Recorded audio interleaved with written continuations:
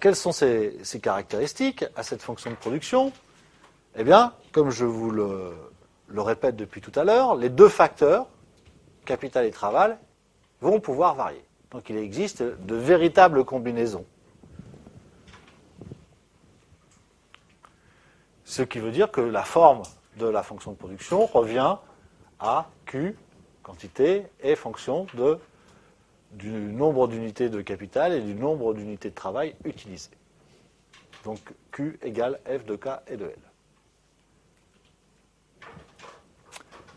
En conséquence, il existe, sinon une multitude, presque, une grande combinaison de facteurs de production pour chaque niveau de production. Je vais pouvoir faire varier K ou je vais pouvoir faire varier L. Diminuer le nombre de machines utilisées et augmenter le nombre d'heures de travail, puisqu'ils sont partiellement substituables, ou au contraire, augmenter la quantité de capital et diminuer le nombre d'heures de travail. Donc c'est toutes ces combinaisons qui vont se proposer au choix du décideur. Alors, on va représenter ces combinaisons pour différents niveaux de production par des isocans. Qu'est-ce qu'un isocan? Pour chaque niveau de production, il y a un isocan qui représente toutes les combinaisons de facteurs possibles. Donc un isocan, c'est l'ensemble des combinaisons de facteurs possibles aboutissant à un niveau donné de production. Ça doit vous rappeler des souvenirs par rapport au comportement du consommateur, puisque l'isocan est l'homologue, en quelque sorte, de la courbe d'indifférence. Pour un niveau d'utilité donné, eh bien, il existe plusieurs combinaisons de deux biens. Eh bien, l'isocan, en quelque sorte, c'est la courbe d'indifférence du producteur.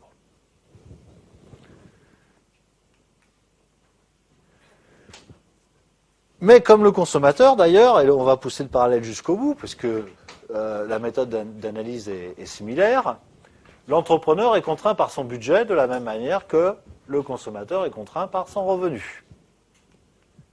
Alors, le niveau du budget, c'est lui qui va déterminer, évidemment, différentes combinaisons de facteurs. Et cela dépend, comme pour la droite de budget du consommateur, du prix des facteurs.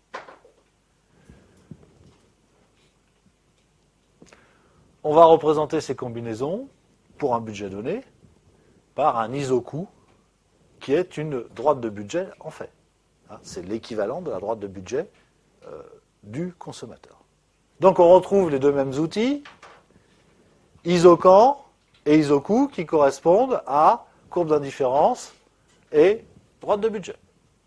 Donc la démarche, encore une fois, est identique entre le producteur et le consommateur.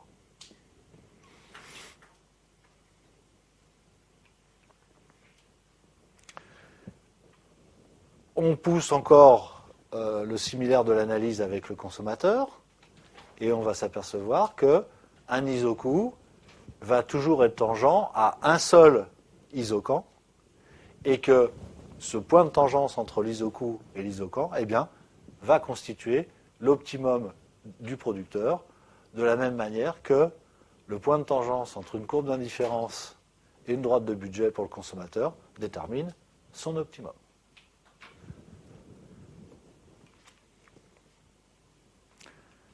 Alors, on peut proposer une représentation de ces iso-coûts et de ces isocans. Cette représentation est identique à celle que l'on a pu faire pour le consommateur, à savoir que l'on va avoir plusieurs droites de budget parallèles, là dans mon cas plusieurs iso-coûts qui sont parallèles, et que l'on va avoir, pour chaque iso-coût, on va avoir un isocan tangent. Sur chacun de ces points qui correspondent donc à l'augmentation du budget de l'entreprise, sur chacun de ces points, eh bien, le producteur aura réalisé son équilibre. Et donc, ayant réalisé son équilibre, il va voir s'il peut passer à la situation supérieure, c'est-à-dire à un isocan supérieur et un iso-coût supérieur. Si je relie tous les points d'équilibre, c'est-à-dire tous les points de tangence entre les isocans et les iso-coûts, eh bien, je vais obtenir ce qu'on appelle le sentier d'expansion de l'entreprise, c'est-à-dire, précisément, sa croissance. Hein? Donc voilà comment devrait être la croissance de l'entreprise en fonction de son budget, du prix des facteurs de production et des différentes hypothèses concernant la combinaison des facteurs de production. Donc c'est ce que je vous disais, le passage d'un optimum à l'autre suppose une augmentation du budget, donc de l'investissement, hein, à la fois pour recruter des salariés supplémentaires, mais aussi pour acquérir des biens de production supplémentaires.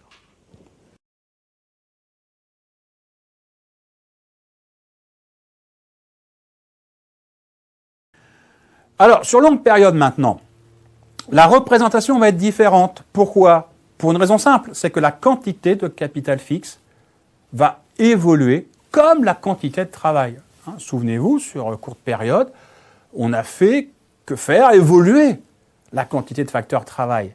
Hein, on est passé de 0 à 1, de 1 à 2 jusqu'à 8. Bon. Là, le contexte est différent. Donc, ça veut dire que maintenant, vous allez pouvoir jouer sur plusieurs types de combinaisons de facteurs possibles. Vous allez jouer sur de la complémentarité, mais aussi des logiques de substitution entre le facteur travail et le facteur capital. Donc là, si vous voulez, voilà la représentation. Alors, je vais en dire quelques mots, naturellement. Mais ayez à l'esprit ce qu'on a vu ensemble lorsque j'ai traité de la théorie du consommateur, où j'avais mis en perspective la construction d'une courbe d'indifférence. Vous voyez, on a sensiblement la même forme. Sauf qu'ici, on ne va pas parler de courbe d'indifférence, puisqu'on parle de la théorie du producteur, on va parler d'une isocante.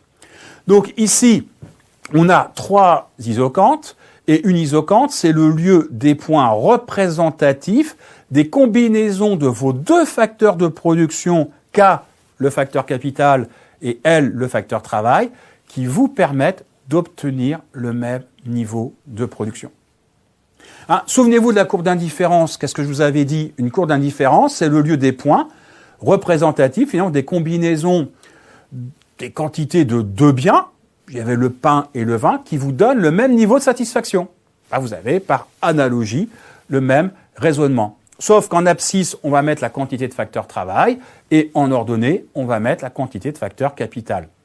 Ça veut dire que sur Q1, c'est le niveau de production, un niveau 1. Que vous soyez en F, en E ou en D, donc autrement dit, votre technologie de production, cette technologie, elle va être différente. En F, qu'est-ce que ça veut dire? Vous utilisez beaucoup de facteurs capital et assez peu de facteurs travail, alors qu'au point D, vous utilisez beaucoup plus de facteurs travail et un peu moins de facteurs capital qu'au point F. Vous avez le même raisonnement pour le point E par rapport au point F. Delta K, ça veut dire quoi?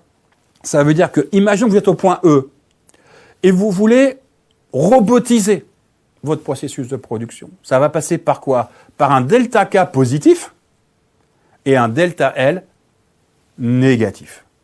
Donc là, on va être dans une logique de substitution entre vos 2 facteurs de production.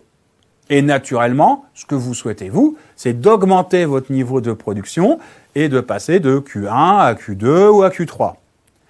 Oui, mais il va falloir qu'on fasse attention, parce que c'est comme la théorie du consommateur. Vous vous souvenez, lorsque j'avais mes courbes d'indifférence, il y avait le principe de non-satiété. Et naturellement qu'on veut toujours plus que moins. Et une entreprise, c'est la même chose. Elle veut produire plus que moins. Mais comme le consommateur, elle va devoir intégrer une autre chose essentielle, qui est aussi la réalité financière, c'est à savoir sa propre contrainte budgétaire. Parce que utiliser du facteur travail, ça a un coût, c'est le coût du travail. Et utiliser du facteur capital, c'est investir. Il y a aussi un coût associé qui peut s'appeler un taux d'intérêt, parce que si vous voulez investir dans une machine, eh bien écoutez, il va peut-être falloir passer par son ami financier, c'est-à-dire la banque, et qui va vous prêter de l'argent à un taux d'intérêt donné. Vous voyez donc, c'est le même raisonnement. Alors justement, la réalité, la contrainte budgétaire de l'entreprise. Bon, le travail et le capital ont un prix différent. Et cette droite budgétaire, c'est le vocabulaire des microéconomistes, on va l'appeler l'ISOCOût. C'est-à-dire que on représente pour un coût donné l'ensemble des combinaisons de facteurs de production possibles. C'est comme la théorie du consommateur. On va vous dire, voilà, nous, on vous attribue un budget de tant d'euros. À vous de voir maintenant combien de facteurs travail, combien de facteurs capital. C'est exactement le même raisonnement. La droite d'ISOCOût, alors là, l'idée c'est d'utiliser un exemple numérique. Si une entreprise emploie 2 facteurs de production, K, facteur capital, L, le facteur travail. Si j'appelle PL, le prix de la main-d'œuvre, appelons ça le salaire si vous voulez. PK, le prix du capital, souvent approximé par le taux d'intérêt. La fonction de coût total maintenant, comment on va l'élaborer sur longue période? Eh bien, le coût total, c'est le prix de votre facteur travail, P indice L, fois la quantité de facteurs travail que vous allez incorporer dans votre entreprise, plus le prix du facteur capital, fois la quantité de facteurs capital que vous allez utiliser aussi dans votre entreprise. Je prends un exemple arbitraire. Si le prix du facteur travail, c'est 20 euros, le prix du facteur capital, c'est 40, et qu'on vous dit, voilà, le budget max qu'on peut t'accorder, c'est 1000. Alors, comment réécrire maintenant cette fonction de coût avec les valeurs? 1000 est égal à 20 fois L plus 40 fois K. Voilà comment il faudrait l'écrire. Donc, cette équation va admettre plusieurs valeurs de K et L. Donc, logique de substitution entre les 2 facteurs de production. Vous voyez, donc ça ressemble quand même étrangement à la droite budgétaire pour un consommateur, sauf que là, on va l'appeler une droite d'ISOCOût. Donc, on peut être sur cette contrainte budgétaire aux différents points B, C, D, E et A. J'ai mis à droite les valeurs correspondantes et vous pourrez vérifier ici que, quels que soient les points, vous allez épuiser toute la valeur associée à cette contrainte budgétaire ici, à savoir 1000. Donc vous respectez. C'est-à-dire que vous pouvez utiliser différentes technologies de production. Je peux être au point C, par exemple, 15 en facteur capital et 20 en facteur travail, mais je peux être aussi au point E, avec simplement 5 quantités de facteur capital, mais 40 unités de facteur travail. Donc la droite d'ISOCOût, c'est le lieu des points représentatifs de toutes ces combinaisons potentielles de facteurs capital et de facteurs travail, mais qui occasionnent le même coût total. Donc voilà comment il faudrait définir, s'il vous plaît, cette droite d'ISOCOût. Alors, où est-ce que va se situer cette combinaison optimale? Ceci n'est une fois de plus pas sans vous rappeler ce qu'on a vu sur la théorie du consommateur. L'idée, c'est de positionner sur le même plan, facteur travail en abscisse, facteur capital en ordonnée, 2 choses. Votre droite d'ISOCOût, avec les 2 points extrêmes. Donc, en ordonnée, c'est de dire, voilà mon coût total max rapporté au prix unitaire du facteur capital. Autrement dit, si j'utilise que du facteur capital, combien au maximum je peux intégrer dans ma technologie de production? Et l'abscisse à l'origine, c'est de dire, voilà, pas de facteur capital, que du facteur travail. J'ai 1000 euros de budget potentiel. Combien au maximum je peux intégrer de facteur travail dans mon entreprise. D'accord? Bon. Et la combinaison optimale va correspondre à quoi? Au point de tangence entre votre isocante, ici, ça va être le cas de Q2, et votre droite d'ISOCOût. Et ça va correspondre au point E. Alors, on peut discuter ensemble naturellement des autres points. Je vais prendre peut-être simplement 2 points. Le point A. Regardez. Je suis sur une isocante de niveau Q1. Et vous remarquez comme moi que cette isocante de niveau Q1 n'aura pas la même valeur, aura une valeur inférieure que l'isocante de niveau Q2.